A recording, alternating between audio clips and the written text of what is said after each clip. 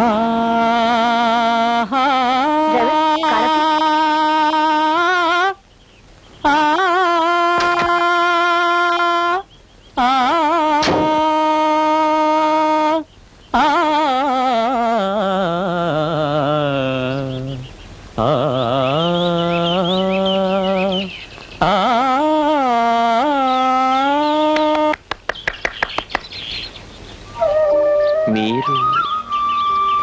సంగీత సాధనని disturb చేసినందుకు క్షమించాలి. నా పేరు లత. మీకు శ్రీహరిమూర్తి గారు తెలుసా? ఆయన్ని తెలియని వారు ఎవరుంటారండి? ఆయన మా నాన్నగారు. మిమ్మల్ని నేను ఎప్పుడు చూడలేదే. పట్నంలో చదువుకుంటున్నాను. అన్నట్టు మీ పేరు తాన్సేన్ కాదు కదా? తాన్సేను కాదు, త్యాగయ్య కాదు. నా పేరు గోపి. ఈ ఊరి స్కూల్లో టీచర్ గా పనిచేస్తాను. సంగీతం టీచర్ గానా? కాదండి, నేను సంగీతంలో డిప్లొమా పాస్ అయినా పల్లెటూరులో సంగీత మాస్టర్ పోస్ట్ ఉంటుంది కదండి, అందుకే లెక్కల మాస్టర్ గా పనిచేస్తున్నా. అదే పొరపాటు. ఎవరికి ఏ విద్యలో ప్రావీణ్యం ఉంటే ఆ విద్యనే సాధించాలి, బోధించాలి. ఏమంటారు? అన్నీ మీరే చెప్పేస్తుంటే ఇంక నేనేమంటానండి. అన్నట్టు మీ భార్య కూడా సంగీతం వచ్చా? ఏమో నాకు తెలియదండి. అదేమిటండి, మీ భార్య గురించి మీకు తెలియకపోవడమేమిటి? పెళ్లి కానిదే నా భార్య గురించి నాకెలా తెలుస్తుందండి? వెళ్ళొస్తానండి. మంచిది. ఈ రోజు నుంచి నేను ఇక్కడే ఉంటాను. ఇక మీదట మీ సంగీతాన్ని డిస్టర్బ్ చేయడానికి తరచూ వస్తూ ఉంటాను. Bye bye. బాయ్. కాలం చెప్తాం. కత్తి టైం ఎంత అయింది? 10 అండి. అమ్మాయి ఎన్నింటికి రావాలి? 10 గంటలకండి. అంటే ఆలస్యం ఎంత? 10 నిమిషాలే కదండి. లెక్క చెప్పాల్సిన మనిషి గుటకలు మింగుతూ ఉంటే 10 నిమిషాలని లెక్క కొట్టేస్తావా? 10 నిమిషాలంటే ఏంటి? 10 నిమిషాల్లో ఎన్ని ప్రోగ్రాంలు జరిగిపోవచ్చు. 10 అబద్ధాలు చెప్పి పచ్చని సంసారంలో సిచ్చు పెట్టేయచ్చు. 10 బోటకాలు చెప్పి మామూలు మనిషి పేజానాయకుడు అయిపోవచ్చు. 10 బాంబులు పేల్చి ప్రపంచాన్ని శోచానం చేసేయచ్చు. 10 నిమిషాలు వెనకాల ఇంత లెక్క ఉందన్నమాట. ఏం కాలం, లెక్క సరిపోయిందా? సరిపోయింది మహాప్రభు. ఆ అమ్మాయి గారు వస్తున్నారు.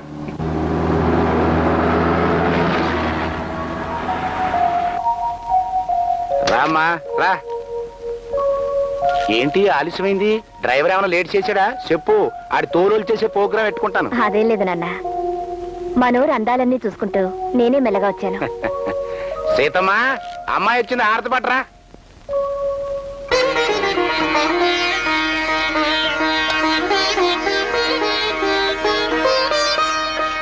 బాగున్నా సీతమ్మా? బాగున్నానమ్మా. ఏమ్మా, పరీక్షలు బాగా రాసావా? ఓ, బాగా రాశాను నాన్న. తప్పకుండా ఫస్ట్ క్లాస్ వస్తుంది. లేకపోతే ఆయన సంపేసే ప్రోగ్రాం పెట్టుకోను. కూర్చో. దేవుడి దయ వల్ల ఈ ఊళ్ళో ఏ గాడిదా చదవనంత చదువు చదివించేశాను. ఆయన చేత ఆలస్యం చేయకుండా మిగిలిన వ్యవహారాలు కూడా పూర్తి చేయండి బాబు. ఆయాగా నువ్వే ఇంత వరి అయిపోతుంటే అయ్యగారు ఇంకెంత వరి అయిపోవాలో. నాకు నచ్చిన పద్ధతుల్లో నీకు మంచి భర్త దొరికితే. నాన్న, ఇప్పుడు పెళ్లి సంగతి ఎందుకు గాని ముందు నాకు సంగీతం నేర్చుకోవాలంది. ప్రోగ్రాం మంచి ప్రోగ్రామే, కానీ ఈ ఊళ్ళో సంగీతం నేర్చుకోవాలని ఉంది అని నువ్వు అడగటం ఎట్టుందంటే ఎడారిలో చల్లటి చెరువు నీళ్లు తాగాలి అని అడిగినట్టు ఉంది. అదేమిటి నాన్న? లేకపోతే ఈ ఊళ్ళో సంగీతం నేర్పేదేవుడమ్మా మేమే. మీరెవరు? వాట్? నేనెవరన్నా? నా గురించి ఏ ఉత్తరంలోనూ మీరు రాయలేదా బావగారు?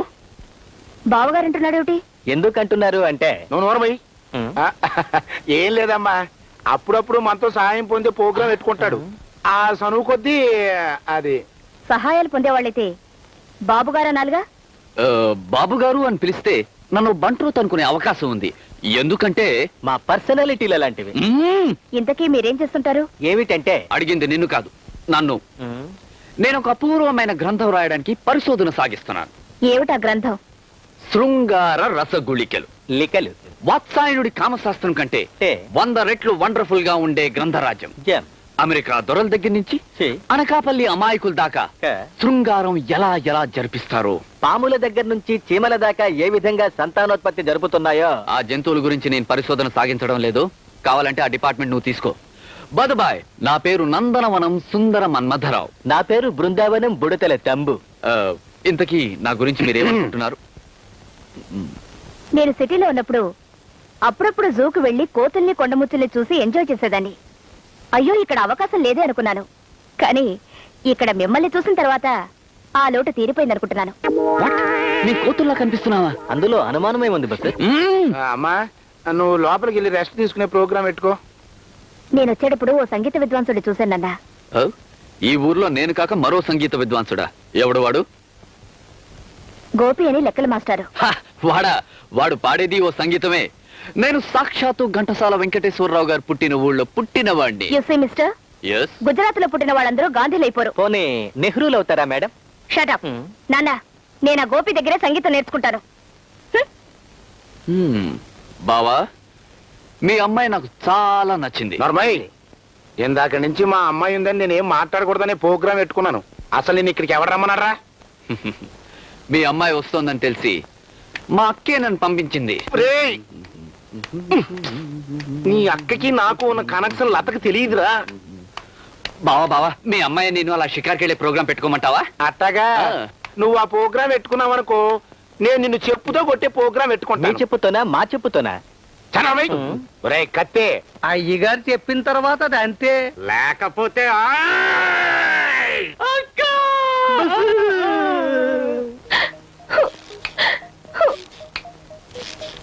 దయచేయండి, ఇప్పటికైనా మీకు దయ కలిగింది.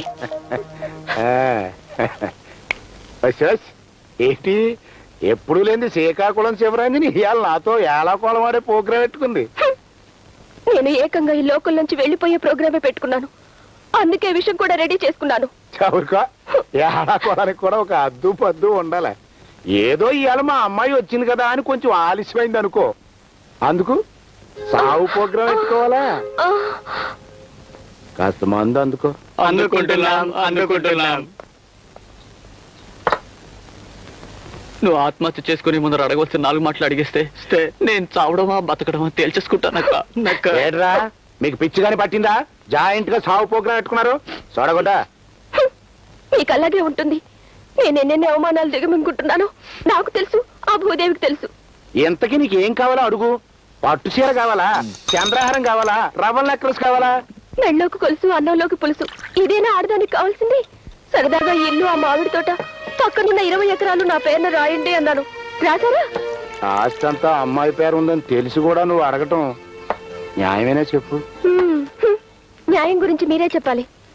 నేను కాపురానికి వచ్చిన మొదట్లో మిమ్మల్ని 3 వరాలు అడిగాను, మీరిచ్చారు. ఏంటయ్యి? వరం నంబర్ 1, మెళ్ళో తాళి కట్టి ధర్మసత్రంలో బ్రతుకుతున్న మా అక్కని ధర్మపత్ని చేసుకుంటా అన్నావు. కానీ ఇప్పటికీ ఆవిడ జీవితం ధర్మసత్రంగానే మిగిలిపోయింది. వరం నంబర్ 2, ఆస్తంతా మా అక్క పేరులో రాస్తా అన్నావు. రోటీ కపడా ఆవిడ మకాన్ తప్ప మాకేమీ ఇవ్వలేదు. వరం నంబర్ 3, మా తమ్ముడికి మీ అమ్మాయినిచ్చి. ఆగండి అలాగా. మీ ముగ్గురు కలిసి కూడబలుకుని డైలాగులు చెప్పే ప్రోగ్రాం పెట్టుకున్నా, మా అమ్మాయిని ఈడికిచ్చి పెళ్లి చేసే ప్రోగ్రాం మాత్రం నేను ఎట్టుకోను. అంటే నేను నీకు మందందించడానికి? మీరు లోపల ఉన్నప్పుడు బయట కాపలా కాయడానికే తప్ప మరెందుకు పనికిరావా? రమా, పాపం పిచ్చి వెధవ ముచ్చట పడిపోతున్నాడు. చీర కనపడితే చాలు ఎంట పడిపోయేవాడు మా అమ్మాయిని చూసి ముచ్చట పలకే. బాధ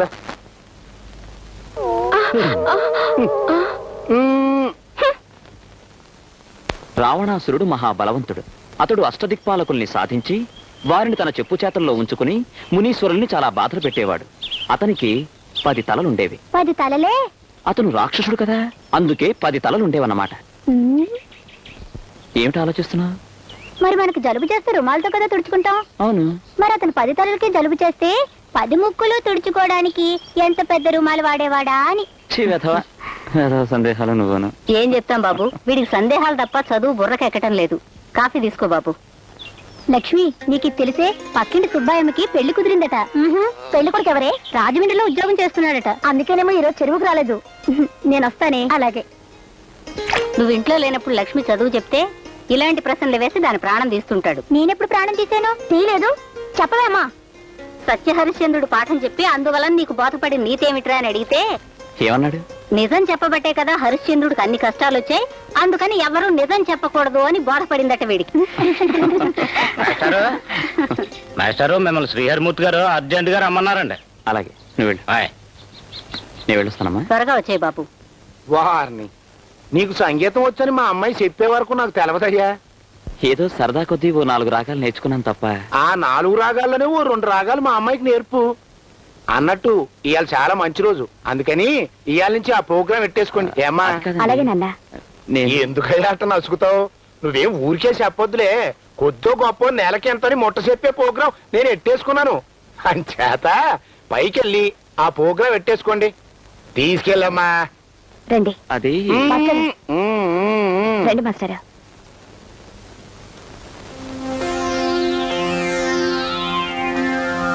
శృతి అనేది సంగీతానికి ప్రాణం. శృతి తప్పిన సంగీతం వెళ్ళలేం. గతి తప్పిన జీవితాన్ని చూడలేం. అలాగే సంగీతానికి మరో తోడు తాళం. శృతి తాళం ఉంటే ఎవరి పడినా బాగుంటుంది. అది ఎలాంటి సంగీతమైనా మధురంగా ఉంటుంది. అంటే మంచి తోడు దొరికితే జీవితం కూడా సంగీతం లాగే మధురంగా ఉంటుందా మాస్టారు? నిస్సందేహంగా. మరి ప్రారంభిద్దామా?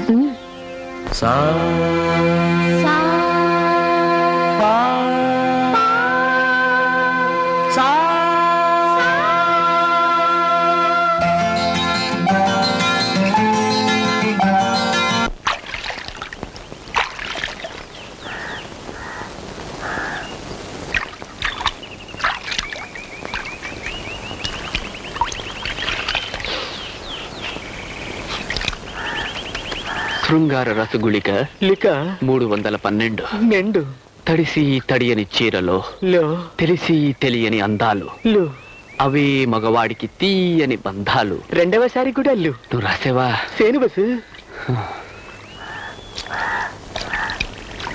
ఆడది తడిసిన చీరతో నడుచుకుంటూ వస్తూ ఉంటే ఆమె అందచందాలు ఆరు బయట రంగస్థలంలా అందరికీ కనబడతాయి. నువ్వు రాయి. సేను బస్సు.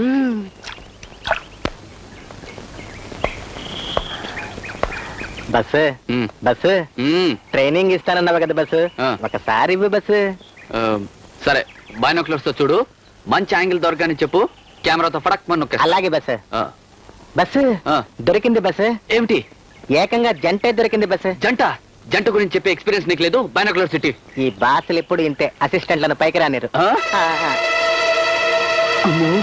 లత, నీలాంటి గొప్పింటి అమ్మాయి నాలాంటి సామాన్యుణ్ణి ప్రేమించడం నా వరకు అదృష్టమే అవుతుంది.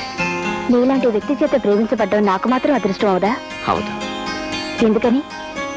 ప్రేమించిన వ్యక్తిని పెళ్లాడగలిగినప్పుడే ఆ ప్రేమ జయించినట్టు. మనం కూడా చేస్తాంగా. మన అంతస్తుల మధ్య యుద్ధమే తప్ప ఆ యుద్ధంలో నాకు మాత్రం విజయం రాదు. రాదని ఎందుకు అనుకుంటున్నావు? మన మధ్యన దూరాన్ని బట్టి. ఆ దూరాన్ని చెరిపేస్తే? ఆ పని నువ్వు అనుకున్నంత సులభం కాదు లత.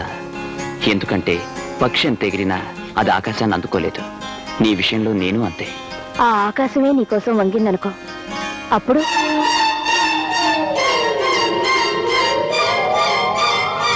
మన పెళ్లికి మా నాన్నగారు ఒప్పుకోరనేగా నువ్వు ఎంత భయపడుతున్నావు? నా నిర్ణయాన్ని మా నాన్నగారు ఎప్పుడూ కాదనరు. ఆ నమ్మకం నాకుంది. నిజంగా? నిన్ను నా ప్రాణానికి ప్రాణంగా పెంచుకుంది ఎందుకు పనికిరానోడితో పెళ్లి చేసి నా ప్రిస్టేజ్ని తీసేసుకోవడానికి కాదు. ఆయనేం పనికి వాళ్ళోడు కాదు. సర్లే, ప్రేమలో పడ్డాక ప్రేమించినోడు ముష్టోడైనా మహారాజులా కనిపించడం ఈ ప్రేమకుండే మామూలు లక్షణమే. కానీ ఈ మామూలు పద్ధతులకు లొంగిపోయి నిన్ను మామూలోడి చేతిలో పెట్టే మామూలు మనిషిని కాదు. అంటే నా భర్త ఎంచుకునే విషయంలో నాకు స్వతంత్రం లేదా? ఉండదు, ఉండకూడదు. నీ పెళ్లికి కావలసిన నగలను ఎంచుకునే విషయంలో స్వతంత్రం అడుగు, ఇస్తాను. నీకు కావలసిన చీరలు సెలెక్ట్ చేసుకునే విషయంలో స్వతంత్రం అడుగు, ఇస్తాను. కానీ నీ భర్తని ఎన్నుకునే విషయంలో మాత్రం స్వతంత్రం ఇవ్వను. ఎందుకంటే ఇది మన ఫ్యామిలీకి, ఫ్యామిలీ ప్రెస్టేజ్ కి సంబంధించిన విషయం కాబట్టి. మీకు మీ కూతురు జీవితం కంటే మీ ప్రెస్టేజ్ ఎక్కువ అన్నమాట. అలా ఎందుకు అనుకోవాలి? నా కూతురుగా నా ప్రెస్టేజ్ ని కాపాడవలసిన బాధ్యత నీకు ఉందనుకోవచ్చుగా. బాబు గారు, అమ్మాయి తల్లి లేని పిల్ల. అందుకే తల్లిదండ్రి పెంచాను, నా ప్రాణాలని దాని మీద ఎట్టుకున్నాను. అలాంటప్పుడు అమ్మాయి ఇష్టపడ్డ అబ్బాయితోనే పెళ్లి చేస్తే? అది ఇష్టపడిన మనిషి నాకు ఇష్టపడలేదు. అందుకే నేను నిర్ణయించిన మనిషిని అది ఇష్టపడాలి. అలానే దానికి నచ్చ చెప్పు. ఒకరు నచ్చ చెప్పితే రాజీ పడ్డానికి ఇది మరో విషయం కాదు నాన్న. నా జీవితానికి సంబంధించిన విషయం. ఇందులో ఒకరి అభిప్రాయాలతో మరొకరు రాజీ పడే సమస్య లేదు. అమ్మా, అంటే ఏమిటి ఉద్దేశం? మీకు మీ ప్రెస్టేజ్ ముఖ్యం, నాకు నా ప్రేమ ముఖ్యం. మిమ్మల్ని ఎదిరించి వెళ్ళిపోయి నేను కోరుకునే వ్యక్తిని పెళ్లి చేసుకునే సాహసం నాకుంది. అందువల్ల మీ కూతురు లేచిపోయిందనే అపఖ్యాత మీకు వస్తుంది. అందుకే నేను ఆ పని చేయటం లేదు. మీరు నిర్ణయించే మనిషినే పెళ్లాడితే నా ప్రేమ ఓడిపోతుంది. అందుకే నేను ఓడిపోకుండా మిమ్మల్ని మీ ప్రెస్టేజ్ ని గెలిపించడానికి శాశ్వతంగా ఈ లోకాన్ని విడిచిపెట్టి వెళ్ళిపోతాను. బాబు గారు, తల్లి పిల్ల మీరేలా చెప్పండి. లతమ్మ, నా మాట వినమ్మా. లతమ్మ, నా మాట వినమ్మా. బ్రతుకులో విషాదాన్ని నింపుకోవడం కంటే చావులో ఆనందాన్ని వెతుక్కోవడం మంచిదే. అంత మాట అనకమ్మా. పిచ్చి తల్లి, నీ భర్తను సెలెక్ట్ చేసుకునే విషయంలో నువ్వు ఎంత బాగా ఆలోచించావో తెలుసుకోవడానికి ఇట్లా మాట్లాడానమ్మా. నాన్న, అవునమ్మా, నీ ఇష్టానికి వ్యతిరేకంగా నీ పెళ్లి ఎందుకు జరిపిస్తాను చెప్పు. రేపే గోపిని పిలిచి నీ పెళ్లి గురించి మాట్లాడే ప్రోగ్రాం పెట్టుకుంటాను. అమ్మాయి మాట్లాడి అలసిపోయింది, లోపలికి తీసుకెళ్ళు. రామ్మా.